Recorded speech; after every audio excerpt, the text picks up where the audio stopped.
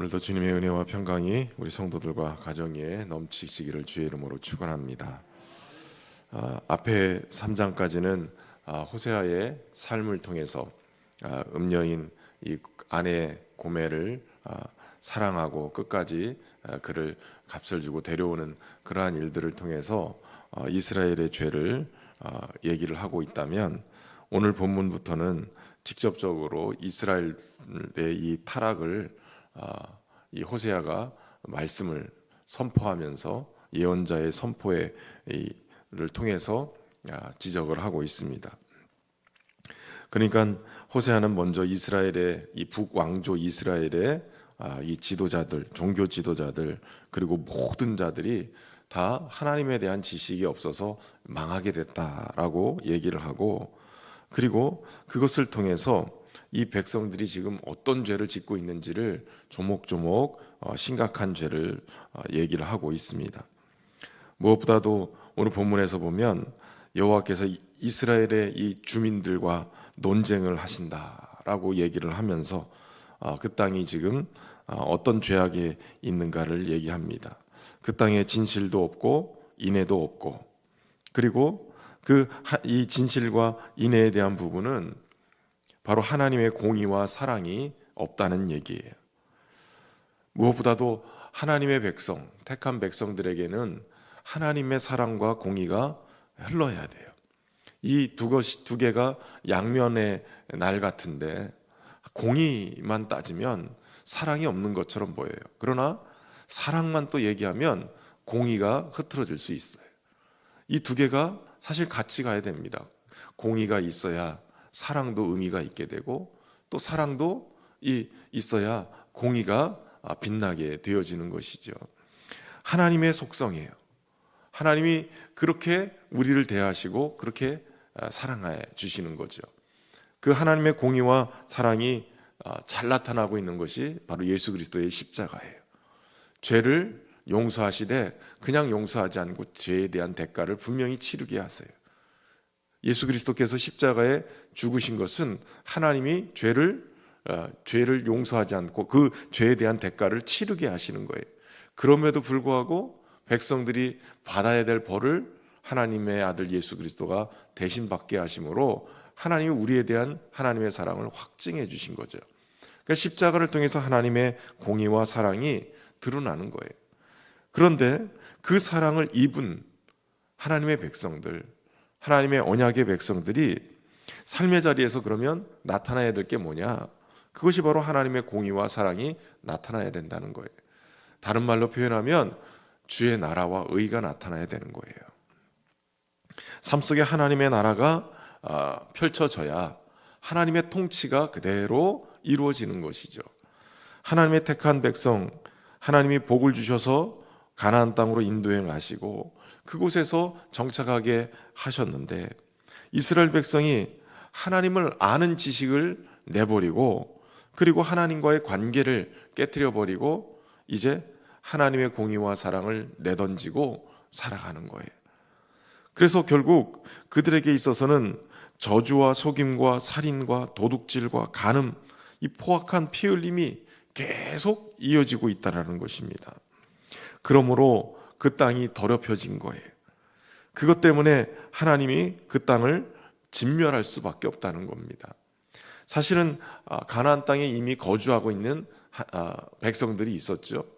가나안 땅에 거민들이 있었습니다. 그러나 하나님께서 아브라함에게 약속하셨던 그 땅을 400년이 넘게 한참 뒤에 이스라엘 백성을 가나안 땅에 이 출애굽을 시켜서 그곳에 보낼 때 그 기간이 왜 필요했느냐? 그 가나안 땅의 거민들이 자신들의 죄악 때문에 심판을 받게 돼야 되는 그런 때까지 기다리고 계셨던 거예요. 그런데 지금 이스라엘이 똑같은 죄를 짓고 있는 것입니다.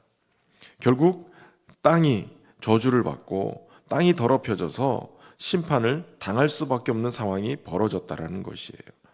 하나님의 명령을 어기고 가증한 죄악을 일삼음으로 이 가나안 땅이 오늘 본문에 보면 땅이 슬퍼하고 있다, 이렇게 표현해요. 이것은 이미 하나님의 이제 저주가 임하는 상황이 벌어졌다라고 얘기하는 겁니다. 하나님께서는 이스라엘 백성에게 경고한 대로 범죄가 이 땅을 더럽히게 되니까 결국 땅을 저주하게 되고 가뭄과 재앙과 기근이 그 땅에 임하게 되어지는 것이에요. 거기에 거하는 들짐승과 공중에 나는 새가 다 쇠잔하여지고 바다의 고기도 없어지게 되는 그러한 상황이 벌어지는 겁니다. 성경을 보면 아담과 하와가 범죄하고 그 범죄의 결과가 아담과 하와만 저주받는 게 아니에요. 땅이 저주를 받아요. 아담과 하와가 범죄했는데, 인간이 범죄했는데 동식물들이 저주를 받는 거예요. 인간의 범죄로 인해서 모든 피조물이 함께 고통하는 상황이 벌어집니다. 지금 기상이후가 일어나는 이유 중에 하나가 인간의 범죄 때문이에요. 그리고 인간의 잘못된 선택이 개발한다고 다 함부로 한 이 모든 것이 지금 기상이후로 나오잖아요. 엊그제까지 막 미국 같은 경우는 한파 때문에 난리 났는데 또 홍수가 또 어마어마하게 또 일어나고 있대잖아요. 당장 우리나라에도 전에 보지 못했던 기상이후가 막 일어나요. 그 지금 정신 차리지 않으면 지금 이 세상을 제대로 이렇게 관리하지 않으면 당장이라도 이 영화 속에 나오는 그런 엄청난 재앙이 일어날 수밖에 없는 상황이 벌어지고 있는 거예요. 이렇게 되어지는 이유가 뭐냐? 오늘 본문에서 하나님께서는 내 백성이 지식이 없어서 망한다라고 한탄하고 계세요. 그들이 지식을 버렸다는 거예요. 하나님께서는 이스라엘 백성을 택하셔서 많은 민족의 제사장으로 삼고 율법을 주셔서 하나님의 거룩함을 쫓아서 거룩한 하나님의 백성으로 살아갈 것을 말씀하셨어요. 그런데 그들이 하나님의 이 율법 말씀을 버려버리고 이방의 이 헛된 풍습을 쫓아서 우상을 숭배하는 거예요. 우상 숭배의 문화들 음란하게 행하고 하나님의 거룩함들을 잃어버리기 시작했어요. 결국 하나님을 아는 지식을 잃어버리게 되는 거예요. 여기 하나님을 아는 지식이라는 것은 그저 하나님에 대해서 아는 게 아니에요. 하나님을 예배 가운데 만나고 그 만남 속에서 깊은 사귐을 하게 되고 그러면 대해서 아는 게 아니라 하나님을 아는 거가 돼야 되는 거예요. 하나님을 만나고 하나님이 어떤 분인가를 아는 것이 만남과 깊은 교제를 통해서 일어나야 되는 건데 그들은 하나님을 아는 것을 놓쳐버렸어요.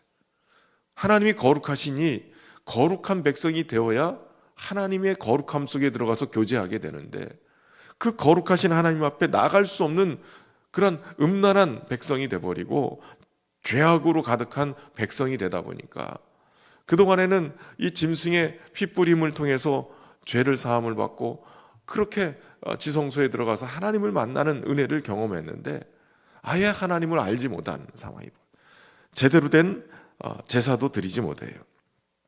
사실 하나님에 대한 지식을 잃어버린 그들의 모습을 보면 십계명의 내용들이 다 문제가 되고 있는 것이죠.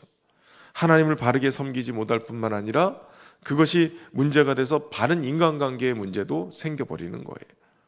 그런데 사실 이들이 이렇게 하나님에 대한 지식이 없는 이유가 있어요. 북왕국의 지도자였던 여로보암 2세.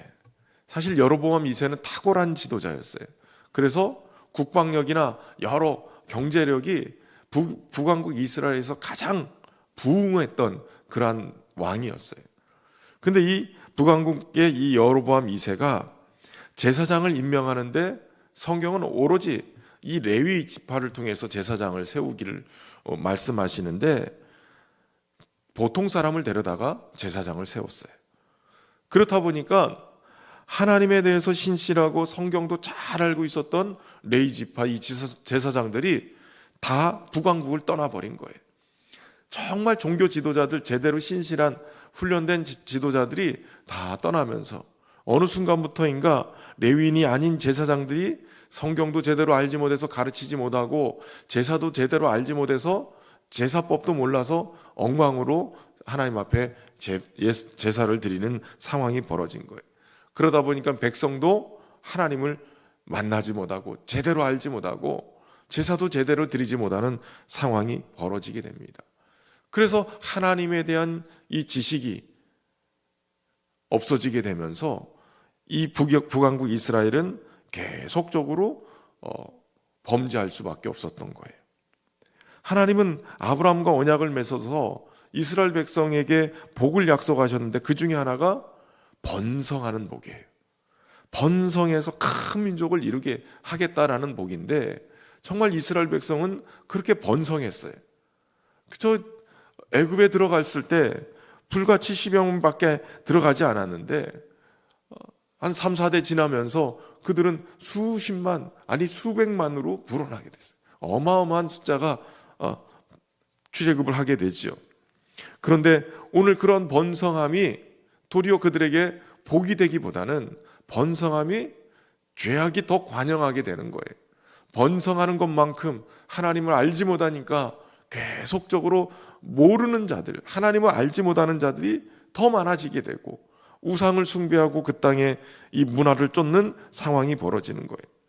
이스라엘 백성이 음행과 묵은 포도주와 새 포도주의 마음을 빼앗겼다라고 얘기하는데 그것은 이방의 풍습에 영향을 받고 있다는 거예요. 그들이 영적으로 타락하면서 우상 숭배를 하면서 이 우상 숭배의 문화에 마음을 빼앗기고 있는 거예요. 그래서 우상 앞에 가서 묻고 그들을 경배하는 거예요. 산꼭대기 가서 분향을 하고 나무에게 묻고 막대기가 고하고 음란한 마음에 계속 우상의 문화 속에 살아가게 되는 거예요. 그러면서 결국은 하나님을 알지 못하기 때문에 하나님에게 받는 이 심판의 결과가 뭐냐? 어떠한 죄를 지어도 하나님이 그냥 벌하지 않겠다는 거예요. 너희의 딸들이 간음하고 너희의 며느리들이 간음해도 벌하지 않겠다. 내버려 두겠다. 너희도 남자들도 창기와 함께 나가서 음란한 죄를 지어도 그냥 내버려 두겠다는 거예요. 여러분 로마서에 보면 사도 바울은 인간의 가증한 이 죄악에 대해서 하나님이 심판의 가장 마지막 단계가 뭐냐? 내버려 두심인 거예요. 하나님이 받으시는 자녀들마다 채찍질하고 징계도 하시는데 잘못된 길 가면 회초리를 대시는데 그런데 아예 내버려 두는 거는 버렸다는 거예요. 이스라엘 백성을 내버려 두겠다는 거예요. 내버려 두니까 그들이 이와 같은 지경이 돼버리는 거예요. 결국 완강한 암소처럼 그들은 하나님을 향해서 완강해요. 아무리 선지자 가서 외쳐도 듣지를 않는 거예요. 자기 고집대로 가는 겁니다. 그때 하나님께서는 유다 백성에게 말씀하시는 거예요. 북왕국 이스라엘이 이렇게 완강하게 고집을 피우고 아무리 죄를 지적해도 회개하지 않으니 그들은 내버려 두지만 그러나 남유다 너희 백성들만큼은 북왕국 이스라엘처럼 그렇게 행음하지 말고 죄를 짓지 말라는 거예요. 이스라엘이 타락하고 구제불능이 됐지만 너희들도 그렇게 되지 말라는 거예요. 그래서 너희들은 그나마 하나님의 은혜 앞에 설 것을 요구하고 있는 거예요. 이렇게 말씀하신다는 것은 은혜가 아직 유효하다는 거예요. 유다 백성들에게만큼은 내버려 두심이 아니라 유효한 거예요. 하나님께서 우리 모두에게 오늘 깨닫게 하신 대로 내버려 두심이 아니라 간섭하시고 오늘도 우리의 삶을 조목조목 또 인도해 가시는 그 은혜 앞에 설 수 있기를 바랍니다. 바람이 그 날개로 그를 쌌다고 그래요. 부끄러운 일을 당하게 될 것이라는 것. 이것은 이제 태풍과 같은 것이 그냥 휘몰아칠 하나님의 심판을 준비하고 있다는 거예요. 그 하나님의 심판이 준비되고 있다는 것을 말씀하는 것만으로도 들을 때 회개만 하면 기회가 있다는 거예요. 하나님의 말씀이 들려지고 있다면 돌이키기만 하면 하나님의 은혜가 우리를 멸망의 자리가 아니라 다시 시작할 수 있는 기회를 주시는 거예요. 저와 여러분이 오늘도 주시는 귀한 말씀을 통해서 깨닫고 오직 하나님을 알기에 힘써서 그 아는 것이 그저 대해서 듣는 게 아니라 하나님과의 깊은 사귐의 자리로 나가는 그 은혜의 자리를 놓치지 말고 그 주님과 함께 동행하는 그런 복된 은혜가 있기를 주의 이름으로 축원합니다. 또 승리하는 귀한 시간 되기를 주의 이름으로 축복합니다. 참 좋으신 하나님 감사합니다. 하나님의 백성임에도 불구하고 하나님과 함께 동행하지 못하고 또 하나님의 나라의 그 인애와 사랑 공의와 사랑이 넘치지 못하는 삶을 살았음을 고백합니다. 오늘 주님과 동행하는, 그래서 하나님을 아는 지식으로 넘치는 우리의 삶이 되게 하시고, 우리의 삶의 자리마다 하나님의 나라가 임하여서 하나님이 함께 하심의 증거들이, 그 공의와 사랑이 넘치도록 은혜 베풀어 주시기를 간절히 소망합니다. 특별히 주의 은혜가 이 나라와 민족을 복되게 하셔서 많은 순교자의 핏값으로 세운 한국교회와 이 땅이 다시 한번 우상의 문화가 아니라 오직 하나님의 공의와 사랑이 넘치는, 하나님을 잘 경외하는 그런 민족 되도록 축복하여 주옵소서. 그래서 열방의 제사장 나라로 아름답게 세움받는 이 나라와 민족 되게 하시고 한국교회가 되도록 인도하여 주옵소서. 무엇보다도 우리 성도들 하나님을 더 깊이 알기를 소망합니다. 하나님의 은혜 앞에 있게 하시고 주님의 보좌 앞에 나가서 날마다 때를 따라 돕는 은혜를 입을 수 있도록 인도하여 주옵소서. 하나님 예비하신 은혜의 담비를 부어주셔서 우리의 영혼이 살아나게 하시고 오직 하나님을 영화롭게 하는 귀한 믿음으로 살아낼 수 있도록 축복하여 주옵소서. 내버려 두심이 아니라 간섭하여 주셔서 우리의 삶이 오직 하나님의 거룩을 덧입고 하나님의 은혜 앞에 설 수 있도록 축복하여 주옵소서.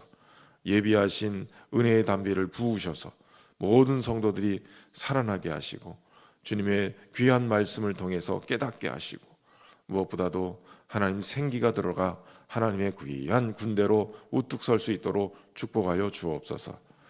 태국 단기 선교팀 무사히 잘 건강하게 돌아오게 해주셔서 감사합니다. 하나님, 이번에 태국 선교를 통해서 만난 하나님을 또 베풀어 주신 은혜를 기억하며 저들의 평생에 하나님이 예비하신 은혜 앞에 서게 하시고 하나님을 영화롭게 하는 삶의 선교사로서의 귀한 삶을 살아낼 수 있도록 축복하여 주옵소서. 우리의 자녀 세대들이 하나님의 귀한 은혜를 잊고 시대 속에서 하나님의 사람으로 인정받고 사랑받으며 그렇게 살아갈 수 있도록 은혜 베풀어 주옵소서. 부흥이 없다고 얘기하는 이 시대에 하나님의 부흥을 보여줄 수 있는 우리 신현교회가 되게 하시고 우리 거제 지역이 하나님의 기름 부으시는 은혜 앞에 귀하게 거룩한 하나님의 도성으로 세워져 갈 수 있도록 거제 지역의 교회들을 축복하시고 하나님 은혜로 함께해 주옵소서. 정성을 다한 귀한 예물 주님 앞에 올려드립니다. 기도 제목도 담았사오니 하나님 은혜로 함께해 주시고 하나님의 뜻을 아름답게 펼쳐갈 수 있도록 열어 주옵소서. 무엇보다도 우리 성도들의 운영하시는 가게들과 기업들을 축복하시고 직장들을 축복하셔서 하나님 그곳이 하나님이 마음껏 축복하셔서 열매 맺게 하시고 더 귀하게 주님 앞에 쓰임받는 은혜가 있도록 인도하여 주옵소서. 오늘도 주님과 함께 동행하며 승리하는 하루가 될 수 있도록 행복한 믿음의 생활이 될 수 있도록 인도하시길 간절히 소망하며 예수님의 이름으로 기도하옵나이다. 아멘.